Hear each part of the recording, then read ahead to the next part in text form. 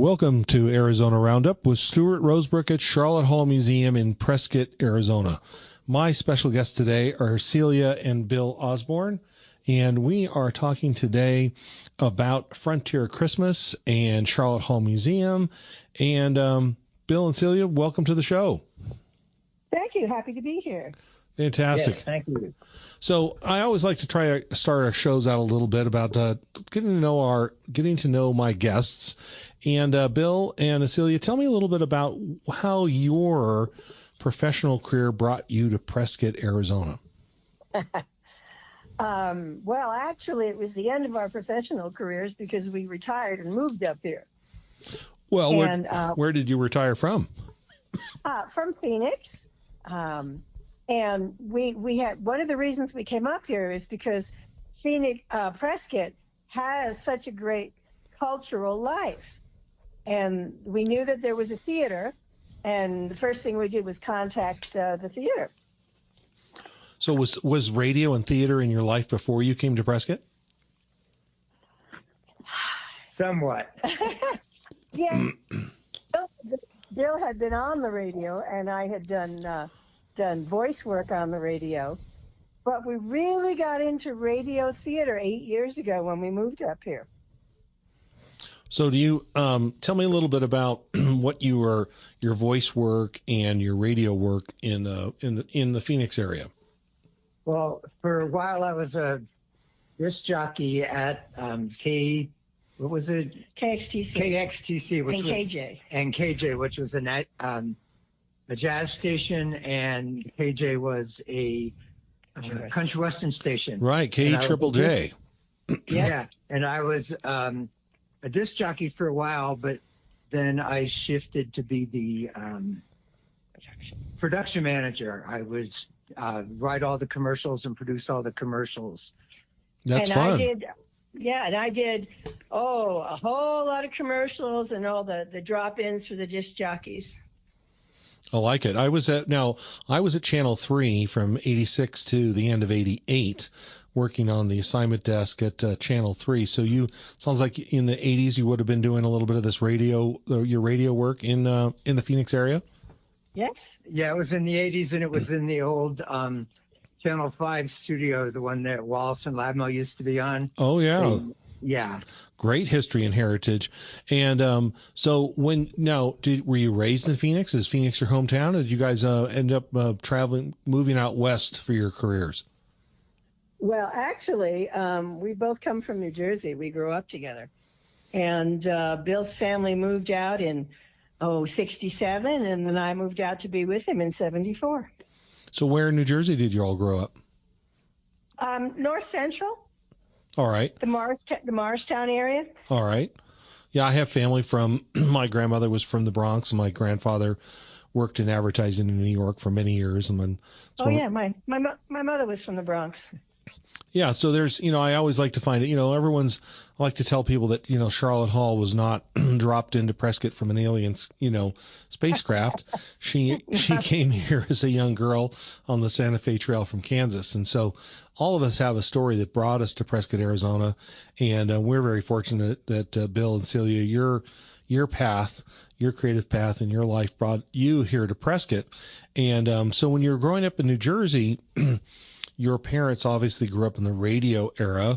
And so did you grow up listening still to the radio growing up? I know it was probably the rock, the new era of radio, but did you grow up with an appreciation for old radio shows? Oh, my goodness, yes. As a matter of fact, much to my parents' displeasure, I used to listen to Gene Shepherd on WOR radio. After I was supposed to be in bed asleep. And we just always loved old radio shows. And I mean, we really grew up at the end of the radio era. So we really didn't hear them on the radio, but we have a lot of albums from different radio shows and that we've collected through the years. Yeah. Big fans of the art of old radio. Well, I think that's something we have in common, because my dad would come home from work and be like, I just went by the record store or I've just ordered through the mail, and he'd have a record of, Halloween record of some kind of shows from the 1930s, or he'd say, okay, we're going to listen tonight. The local radio station is broadcasting Orson Welles' War of the Worlds. We're all going to sit down and listen to the radio. And so he just loved sharing those radio writing, the creativity from that era. Oh, great writing. I mean, I remember my mother telling me about the War of the Worlds broadcast. And they were starting to freak out about it, and because of course they didn't hear the introduction like many people didn't. And my grandfather's like, it's nothing, don't worry about it. And it was northern New Jersey, wasn't it? There was a lot of panic in that part of the country. Yeah, that's where it took place. Yeah, the fictional Grover's Mill, New Jersey. That's right. That's right. So the New York metropolitan area was in a pretty good panic at that point. Well, I like to, if you watch, I think sometimes I'll point out to the family we're watching an old film, and I'll say, if you watch Casablanca, but you just listen to the sound, it's a radio show. It's a radio play, the really cool thing is a lot of the big hit movies in the 30s and the 40s were turned into radio shows. So you could actually listen to your favorite movie on the radio. I didn't know that. That's really interesting. That's smart, cross promotion and kind of the. That's really interesting. And many of those. Go ahead. Lux Radio Theater, Columbia Radio Theater. There were quite a few that did them on a regular basis. So if you had to say today, who are some of your, let's say, creative inspirations in the old radio days that you try to bring to the table when you do a show like A Prescott Christmas Carol at Sharlot Hall Museum? Well, first of all, Gracie Allen. Mm-hmm. But Fred Allen and Jack Benny. Oh gosh. And I was always interested to the guys that were making all the noise. Oh yeah. All the different sound guys. Phil even bought me a book written by one of the Foley artists from back then. So I've always been interested in that part of it, how you could hear a sound and it makes a picture in your head. Bill is the Foley artist for all of our radio shows. Oh, that's right. I think it's quite a skill set, the whole Foley art of sounds on radio. And I just think it's it's the magic of the radio show and television and film to this day. Those men and women who creatively, like you, Bill, can play with sound and bring that sound to life. And people have no idea that whatever object you're playing around with is creating the thunder or the horse beats or. Well, it was called Theater of the Mind. Mm-hmm. So that the Foley artist would create the sounds and the actors would create the drama, and you would imagine it however you imagined it. Well, I think that the special thing about coming into our 5th year of A Prescott Christmas Carol here at Sharlot Hall Museum, it's become quite a tradition, and we're really looking forward to this year's production, which is going to be coming up on the I believe we're going to be the 11th of December at 5 and 7 o'clock, 2 shows. And so we're going to take a quick break and thank our sponsors and come back and talk about this year's production.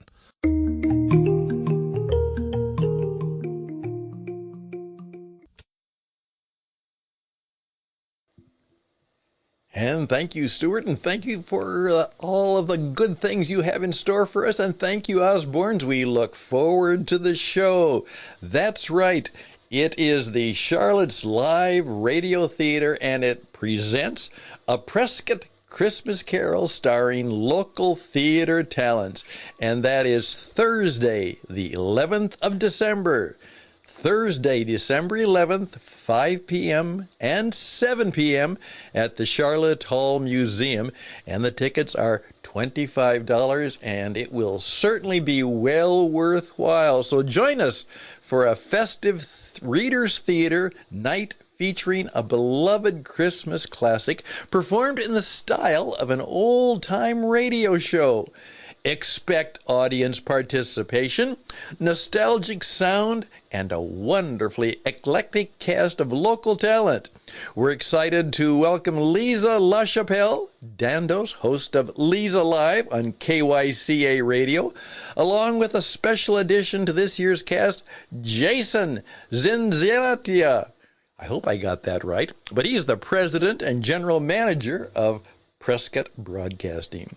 Jason has spent nearly 40 years in the radio industry, beginning his career in Benton, Illinois at WQRL in 1986, before moving to KYCA and KHM in Prescott in 1987. Now, he is an old radio hand. I love guys like that and gals like that. He became program director in 1993, station manager in 97, and general manager in 2014. Jason can be heard weekdays on KYCA, delivering his daily commentary called The American Renewal. And, of course, like every good general manager, occasionally has to fill in on local talk shows.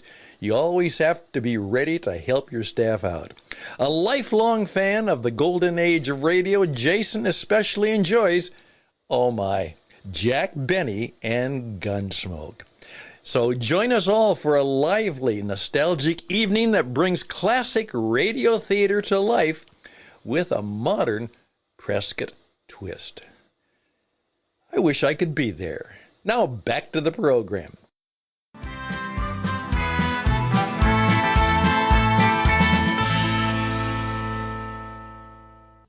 Welcome back to Arizona Roundup with Stuart Rosebrook at Sharlot Hall Museum. And my special guests today are Celia and Bill Osborne.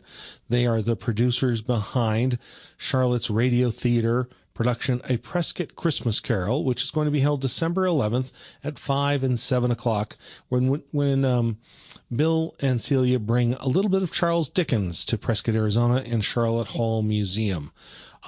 Let's go throw this back a little bit. Do you think that Sharlot Hall read Charles Dickens? Do you think she was a fan? I would love to think she was. I would certainly hope so. I mean,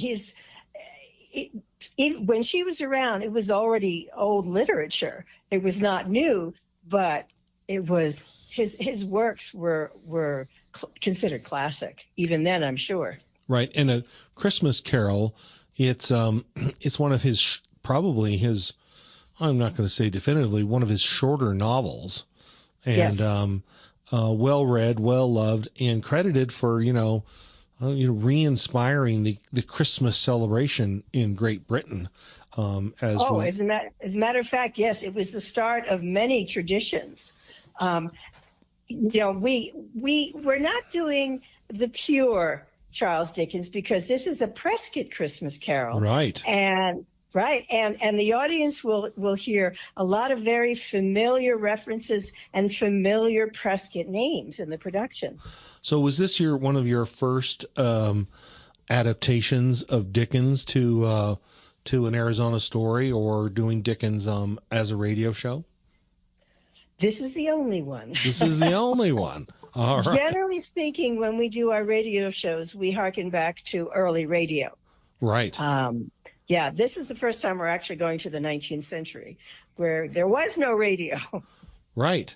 And I think that's kind of the fun part of it, because you kind of, it's like the double drop in, you've broken that wall, how some of the great adaptations of A Christmas Carol, and he's almost turns to the camera in amazement of what's happening to him, and he's looking at you, and he's looking at the ghost.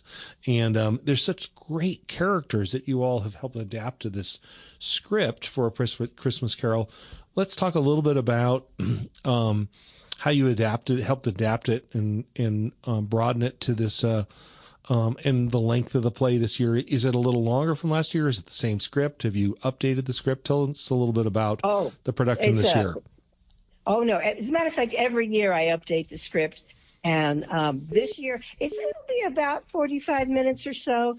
But there's a lot of new stuff in it, a lot of local references that weren't in the script before. But the great characters are there: Scrooge and the Cratchits and The ghosts. oh, the ghosts, absolutely. Yeah, you got to have the ghosts. Well, I think that, and the ghosts are great. I've had the opportunity a couple of times. I've done the Ghost of the Future. And I think last year I did the Ghost of the Present. And they are really, I remember the Ghost of Christmas Present has a few more lines than the Christmas Past. Or no, Christmas Future. But yeah, well, Christmas Future is more a presence than anything else. That's exactly the specter. The scare. As a kid, that's a scary specter. Oh, yeah. And actually, in fairness to the actors, because what I've been doing over the past 5 years is attracting more experienced actors to the production, which I think improves the experience for the audience.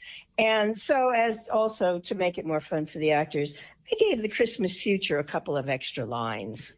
Oh, that's great. I love it. Because I think the first year I did it might have been the first year of the production. My line was something like, Yeah, and that was about it. That was about it. And with a pointing gesture, but you don't even have the cape, you don't have that, and your face is not hidden in darkness like those famous ghosts of Scrooge. I'm a kind of a little bit of I have a little bit of a cult following of the different eras of the Scrooge films. I really love going back and watching a new one every year.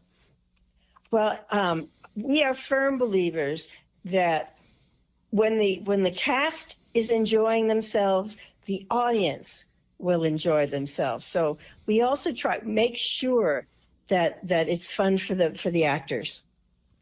Well, I can tell you that anyone who comes to the show on December 11th will discover a crew and a cast that is filled with the Christmas Dickens spirit and the spirit of Prescott in the late territorial days, as we venture down onto Gurley and Montezuma and bring the frontier spirit of Charles Dickens. Now, I'm not sure, Charles Dickens had a lot of peers that traveled to the United States. I'd have to do a little research, and there were a lot of Robert Louis Stevenson we know traveled to the West. Do we know if Dickens traveled to the West, to the United States in his lifetime? I believe he did, but I don't think he made it out west. Yeah, but there's a lot of good literature about whence these British authors and writers and essayists would go home. They usually had some very pointed things to say about American society, the rough-hewn side of frontier America, even if the frontier was Missouri at the time, or if that was as far west as they went. But also coming out to the West, it's also inspired a lot of these English and European writers. They sure did. I one of my favorite books is Robert Louis Stevenson's. It's called Across the Plains, and he has some of the great descriptions of travel on the Transcontinental Railroad, going across the country out to San Francisco. And we were, the West back then might as well have been an alien world for these Europeans. Oh, most definitely. So different. Most definitely. So tell us a little bit about what kind of cast we have this year. We're going to come back and then talk about the different roles, but is this 5 people, 10 people? Tell us a little bit about how you've cast this year's play. Okay, well, every year we have the same wonderful Scrooge, Doug Suits, and that's every year. Oh, he is wonderful. Oh, yeah, he's absolutely wonderful. And then we have one of the really great local actors in the cast, Frank Malley, who we've had the pleasure of being able to work with a few times. He has come back again for this year.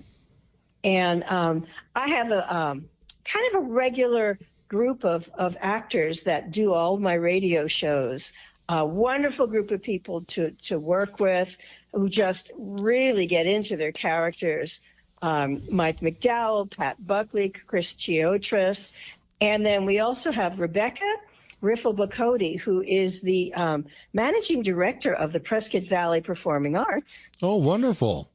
Yep. And we also have Jason, and I'll get his name wrong, so I won't even try, the station manager of Radio KYCA. Jason Zinzalita. Thank you. You're welcome. Also from KYCA, we have Lisa Dandos, who Fantastic. is on. Yep. So we have some great people, and of course, since I'm the director and writer, I gave myself a good part. I'm the narrator. Oh, well, you have the radio voice for it, Celia. Well, thank you very much. And this year you will be not only introducing the show, but then you will be also doing the kind of the end words at the end to each audience. Oh, I'm looking forward to that. I think that when I look at a lot of these radio shows, and there's who is it? Marty Stewart has a old fashioned country show, and he has a radio announcer. I think sometimes there's some really fun announcements you can make being an MC on a radio show. Oh yeah. Well, I do start with a commercial of my own. And I love to write. I love to just write funny commercials and an extra laugh for the audience. And there are quite a few laughs in the show, although it is a Christmas Carol, it is a serious story, but they'll also laugh, and there is audience participation. Fantastic. Well, let's take a quick break here. We're going to talk a little bit about that audience participation, how people can get their tickets, and just a little more insights on what it takes to produce a radio show.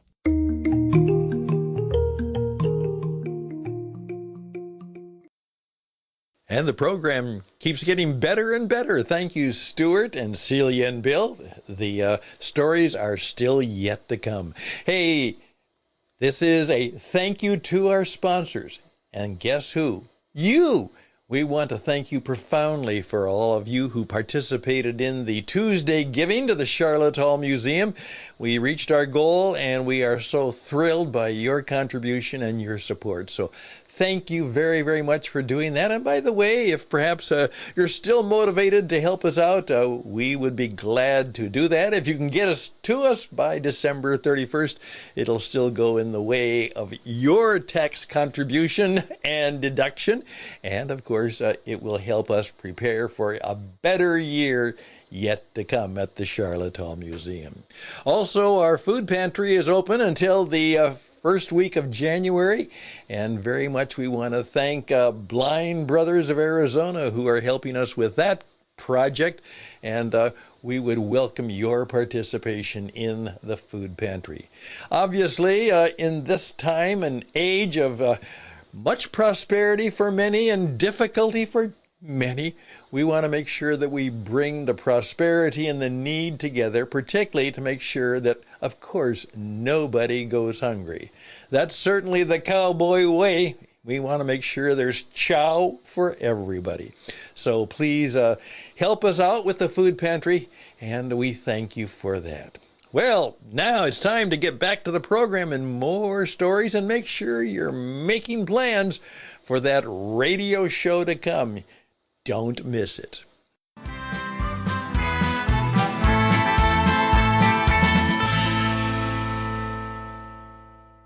Welcome back to Arizona Roundup with Stuart Rosebrook at Sharlot Hall Museum. And the special guests today are Bill and Celia Osborne, and we are talking about A Prescott Christmas Carol.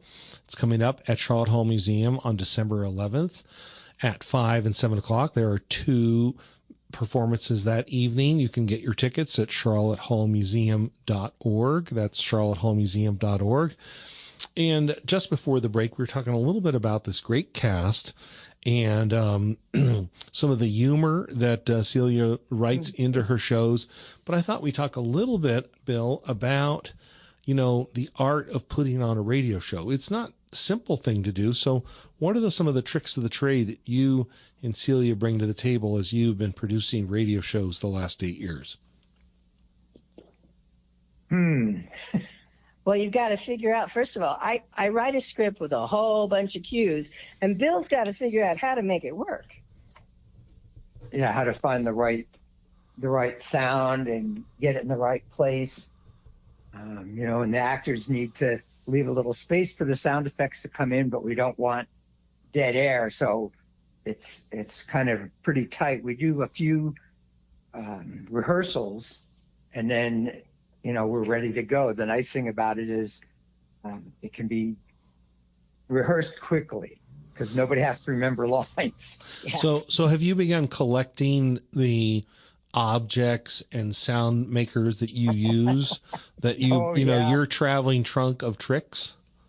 Yes, I've got down in the garage. We've got one of those stacks of shelves, and it's full of things. There's wind machines and doors and little bird whistles and all kinds of things that make different sounds, from not being what they really are to making it sound like what we want it to sound like. And every show we add more to the collection. I love it. So do you have one of those like trick saws that, you make the sounds with a saw, or some coconuts that are in there, like in Monty Python? I do have coconuts. I don't really use the coconuts in the Christmas Carol, but I do have coconuts, and then we've used them a couple times. You gotta have coconuts. You have to have coconuts. I don't have a magical saw, but I do have a theremin, which makes some interesting sounds. Mm-hmm.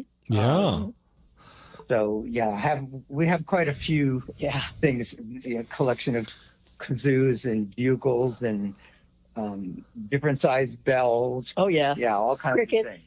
All right. So you have to, like, I think any of us who are paying attention, at some point you're walking across the house, you pick up a couple of things and you bang something together and you go, oh, that's how they made that sound on. Yeah, exactly. So do you have one of those that you kind of suddenly discover, like, oh, let me try that again? Yeah, because one of the other shows we're doing is we needed a whoosh sound, and I was down in the garage, and for other things I had popped some balloons. Well, there was a little piece of the balloon left apart with the mouthpiece, and I blew into it and went, oh, yes, that's exactly the sound we want. Bill came upstairs and said, what about this? It was like, oh, yeah, wow. I love and that. It's a broken piece of balloon. Yeah. That's perfect. But I mean, that's probably some of the best sounds ever created were like a bag of, I'm sure if you crunch a bag of Wheaties, you get a different sound than a bag of Cheerios, or, something. Well, as a matter of fact, we're doing another radio show for Acronite at the Hive the next night, and we will be using Rice Krispies. Ooh. All right. Don't want to give away too many tricks of the trade, but I'm sure if you have to create crunching leaves, or I'm sure you get, what a fun job. Think about all those Foley operators, those kids who were told, leave the classroom, you're making noise, and now they have great careers where they make noises for a living. Well, the nice thing about doing the radio theater like we do is the audience gets to see Bill do it. Oh, yeah. That's right. That's right. That's why sometimes those, for me, if you watch a movie where there's a radio show within the movie, and, you see them all dressed up and they're in the studio in New York, and they're the actors themselves, some of them are making the sounds themselves. And it's such a creative process. And a lot of fun to write, a lot of fun to produce, a lot of fun to perform. So when you two are writing something, obviously, Celia, it sounds like you are writing the script. Will you then, you come in with the first draft and you say, okay, you're going through it, and Bill, do you kind of, make notes and say, well, I can make this sound here, or I can make that sound here? Do you kind of audition some of your sounds for Celia? Yes. And, I'll write in not only what the sound is, but what I'm going to use to make the sound. Right. And go ahead. No, go. So Celia, do you have in your mind what sound you're thinking it's going to be, but Bill will take you another direction and you go, oh, that's it? Yeah. And that's happened several times where we're going through the sound cues together, and Bill's like, well, yeah, but what about this? And of course he's always right. Mm-hmm. Mm-hmm. And so have you come up with some new sounds that our audience that comes out to Sharlot Hall on December 11th will hear this year? You got some new tricks that you're going to be applying to entertain the audience? Yeah, there'll be some more of like Prescott sounds than, because like in the original versions that we've done at Sharlot Hall, it's taken place in England and gone up to Scotland. So we've had bagpipes and things like that. But for the Prescott one, we'll be having like a fiddle and a banjo, that kind of music instead of bagpipes. I like it. And are we thinking this is about 1875, 1876? Do you have kind of an era that or it's loosely based on a certain era of Prescott history? Yes, about the 1880s. Love it. So a little bit the Victorian era in Prescott, Arizona, a town stepping out as the territorial capital, cosmopolitan in its mind, on the rough, hewn side of the Arizona territory. And so we've got some pretty juicy characters here that are coming in this year. Is there anything, where have you broadened the story this year, Celia? Where have I brought it in? No, broadened. Have you? Have I broadened it? Oh, well, I'm naming streets. I've got, for instance, the former mayor, business people of the time, some of the local notables of that time. And he's going to be, like Scrooge, is going to be walking past some landmarks. Of course, I brought in the courthouse. And, of course, Sharlot Hall is going to make an appearance. Wonderful. Wonderful. Yep. I love it. Well, let's take a quick break here and thank our sponsors again. We're going to come back and talk with Bill and Celia Osborne about this year's production of A Prescott Christmas Carol and the cast of characters that will be bringing a little Charles Dickens to Arizona territory in this December to bring the Christmas spirit to our community. Hi, this is Stan once again, and this is turning out to be a great program, isn't it? And I asked Stuart, I said, Stuart, for this very special program, who are the people you want me to thank? And he thought for a moment, and he said with a smile, everybody. And that's right. And so thank you to everybody who helps sponsor us, recommend us, listens to us, and is a source of encouragement to us. Thank you. Thank you to the fine people of Prescott, Arizona, the Chamber of Commerce, and all of the businesses that have stepped forward to say, we are on the Arizona Roundup team. And of course, to many of you who are supporters of the museum and help make it possible. And of course, to our wonderful Sharlot Hall Museum staff who is making all of these wonderful Christmas time adventures and many more to come possible. So a big mile-high cowboy city, thank you, partner, to all the people of Prescott, Arizona.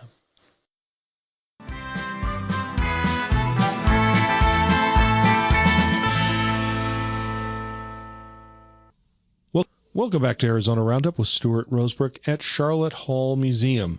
Here in Prescott, Arizona, we are talking to Bill and Celia Osborne as the sun is going down outside and the chill of the winter air is filling the city, and it really is feeling like the holiday season here in the mountains of Prescott, Arizona. And Bill and Celia, were you attracted to come to Prescott also for the four seasons up here, kind of leaving the sunshine, the perpetual sunshine of the valley behind you? Oh, yeah. We used to come up here to do the Prescott Murphy's Triathlon. And that's kind of when we fell in love with Prescott. And we decided as soon as we could move up here and retire and move up here, we did. I mean, our last day in Phoenix was 2 days after I retired, and then boom, we were up here. So yeah. And it was always so hard after the race to have to go back down to Phoenix again. Oh. Well, I think I've just no. Are you guys still doing triathlons? No, we're a little older now than when we used to do them. Well, I'm impressed. One way or the other, I'm impressed that you guys were triathletes. I think that's fantastic. Well, it was what we enjoyed doing then, and this is what we enjoy doing now. Well, we're excited here at Sharlot Hall that you all are bringing this production back to the museum on December 11th. And I'm excited to be part of that evening. And I think my colleague Paul Fees, our deputy director here at the museum, is also in this year's play. And he has a character. He's playing, is it Jack Bashford? Or two characters, Bashford and Jack. That's right. Mr. Bashford and Mr. Burmeister both make appearances in the show. Nice. So, yeah, Paul is a great character in these plays, and he does a wonderful job. I really like the cast you've brought together. Now, have you ever thought about doing another radio play here at the museum, another seasonal production? We would love to. Yeah, you give us the subject and we'll do it.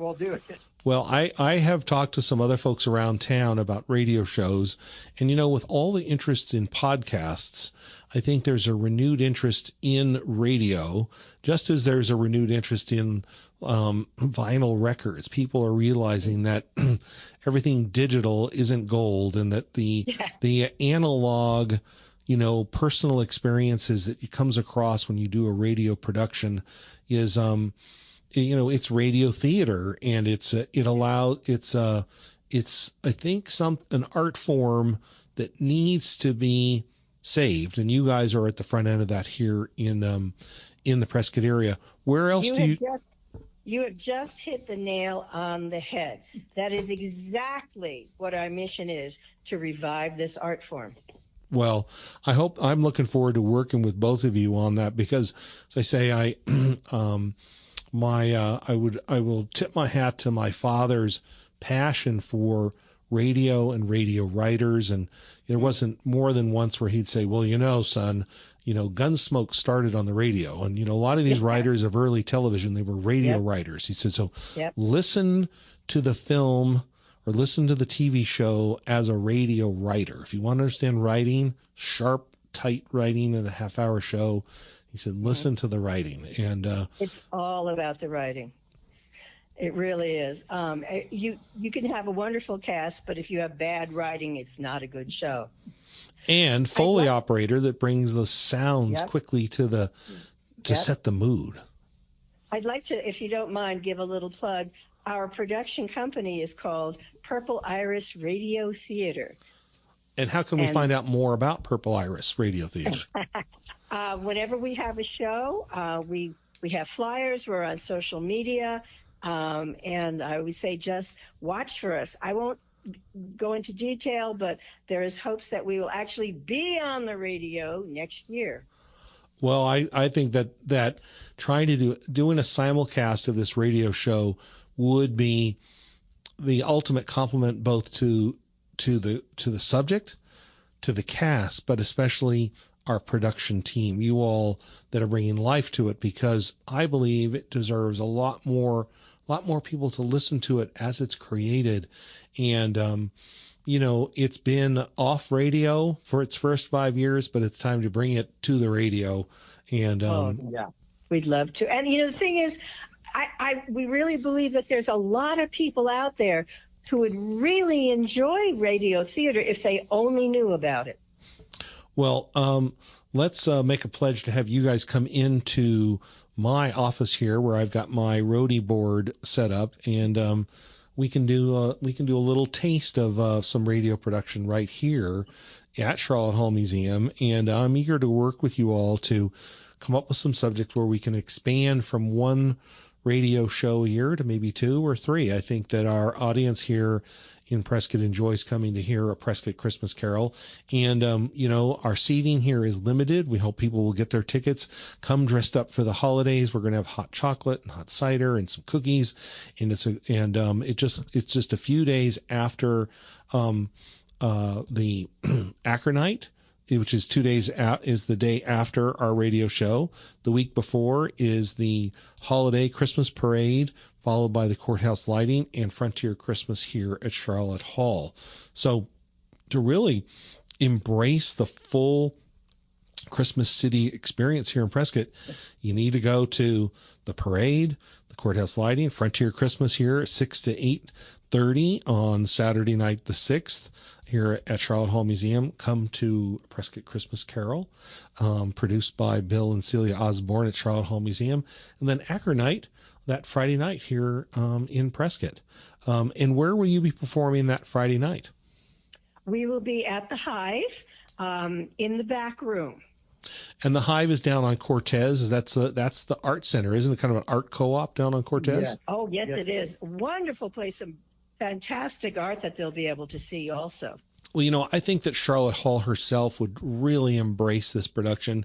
And, I'm trying to find as many pulpits that I can stand in front of and tell people and remind people that Prescott is the art capital of Arizona. This is where the arts, long before Sedona, long before Tucson, long before Scottsdale, this is where literature in Arizona, poetry, essayists, filmmakers, theater, we had theater here, early this filmmaking in Arizona, sculptors and artists. We are really a great art community here.